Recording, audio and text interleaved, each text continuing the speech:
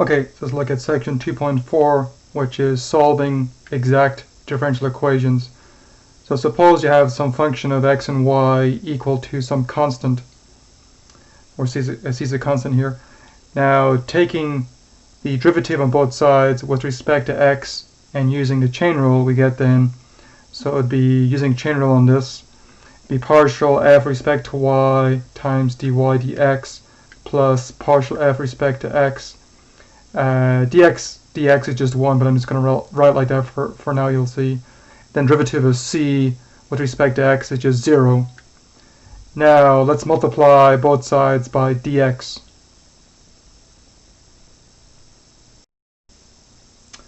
So multiplying both sides by dx, the dx would cancel here and would cancel here. So let me write that. So we get then, so partial f respect to y times dy plus partial f respect to x dx equals 0. Let's call this equation star. So this is a differential equation up here, so is this, just a different way of writing it. So we're going to give this a name now. So let me define it here. Okay, so we call star, so this differential equation, an exact differential equation. And by design, just the way we made it, fxy equals c is the general solution of this differential equation. Okay, now let's take a look at the theorem. Okay, we're going to look at theorem 2 now, but I'm going to have to erase things up here, so let me erase this stuff here and I'll write theorem 2.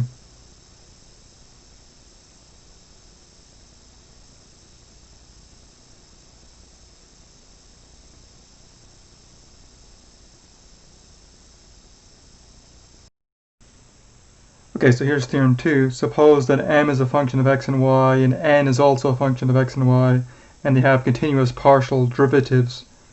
So m times dx plus n times dy equals 0. So this differential equation is an exact differential equation if and only if the partial of m respect to y equals partial n respect to x. So this is if and only if, it means there's two sides we need to prove here. So let's look at one side first. So let me start to prove here. Okay, so we're going to look at this direction first. So basically we're going to suppose this. So suppose partial n respect to y equals partial n respect to x. We must then prove that there exists an fxy such that partial f respect to x is m, partial f respect to y is n. So this f is kind of like, if you want to think of it as like a parent function. So both m and n are derived from this parent function. And this parent function equal to a constant should be then the general solution of this differential equation. So we need to show this. So let's try and construct our f now from our m and n here. Well, if m does equal partial f respect to x, if I integrate this with respect to x, I should get my f here. So we're going to make that definition here. So we're going to construct the f from our m here. Okay, let's keep going. Okay, so we're going to now construct our f from our m here. So as I said, if you integrate both sides with respect to x here, that should create our f up to a constant anyway. So therefore we're going to define our f to be integral of m plus some constant. But here the constant is going to be some function of y. Okay, so we're going to make this definition here. And we're going to show then this f has these two properties here. Okay, so let's keep going.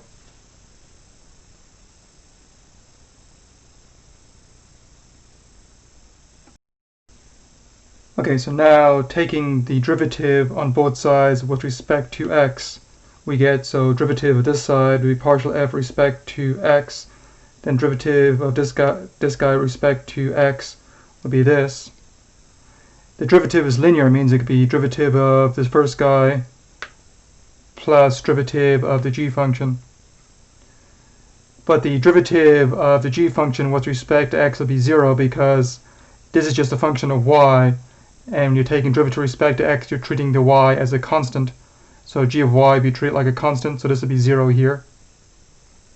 And here you're taking the derivative of an integral. So by the fundamental theorem of calculus, they'll undo each other, and this will end up being just m of xy. So let me write that here.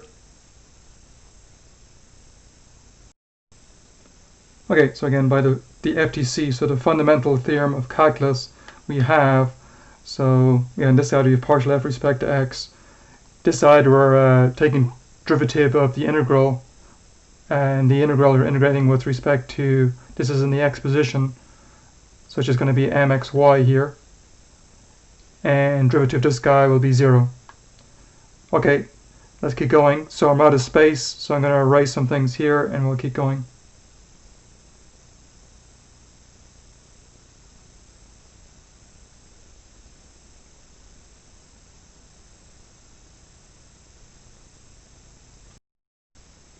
Okay, so recall this is how I define my f, and we just showed that the partial f with respect to x was equal to mxy. Now let's take derivative on both sides with respect to y. So we need to show that partial f with respect to y now equals my n. So let's take derivative with respect to y on both sides. So doing that, we get then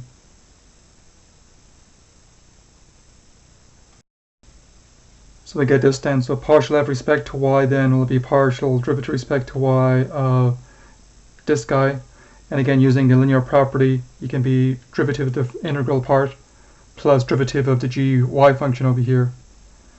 Now the integral part, since you're integrating with respect to the x position, because the s is in the x position here, the y is a constant. Therefore, this partial derivative can come inside the integral, and so we'll change this to partial m respect to y in here. This will not be 0 this time because we're taking derivative with respect to y of a function of y. So this will be g prime of y here. So let me write down here.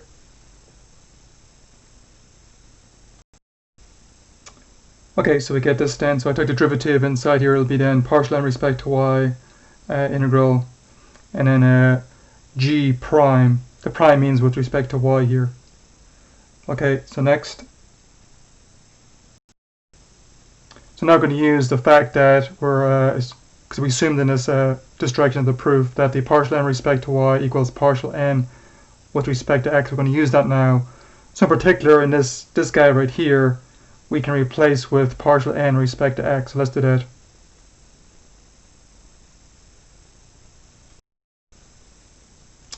Okay, so I made the substitution.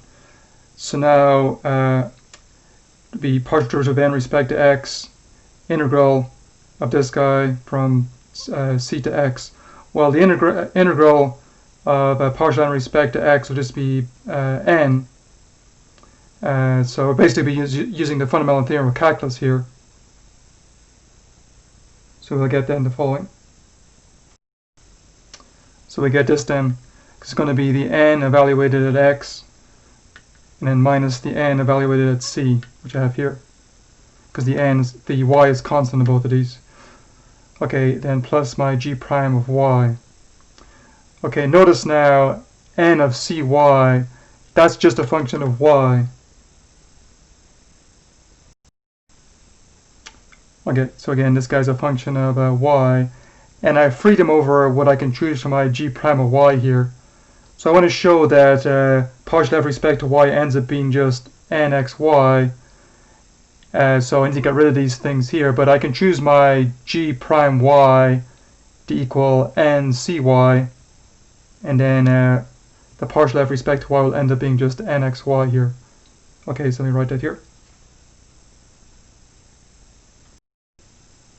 So I'm going to choose my g prime of y to equal ncy. We then have, well, if you make that substitution there, then these will cancel. You just have partial f respect to y equals nxy. So hence we've shown the differential equation is exact. So let me write that here. So hence we've shown differential equation is exact. So we've shown one side of the theorem now. We still have to prove the other direction in the theorem. So let's do that next. So I'm going to erase step up here and we'll look at the other direction of the proof.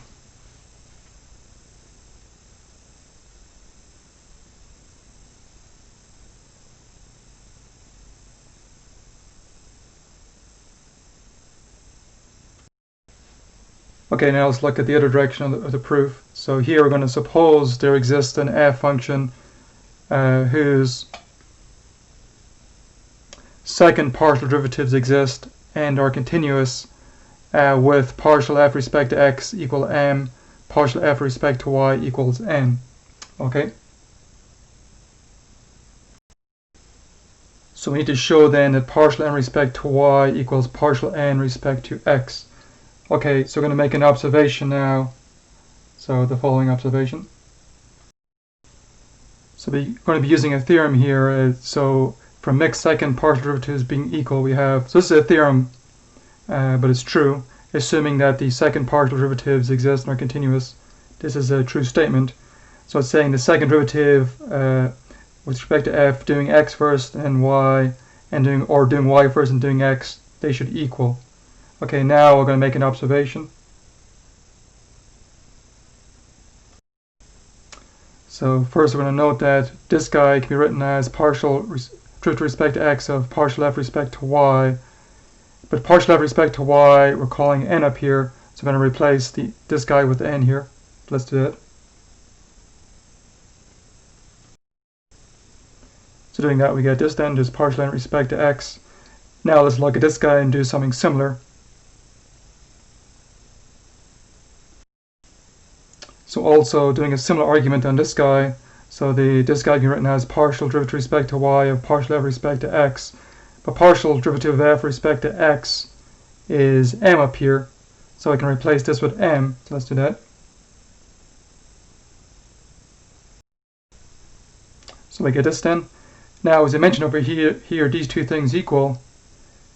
That implies that these two things must equal here. So let's write that.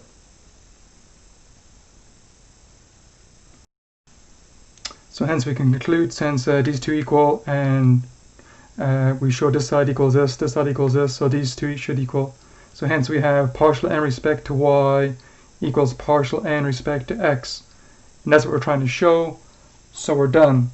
So we've proved both directions of the theorem, so we're done with the whole theorem now. So I can just put like a little box at the end. That's saying that the theorem is proved. Okay, so we've proven theorem 2. Okay, so this video is kind of long, so I'm not going to do any examples in this video. I'm just going to leave it there.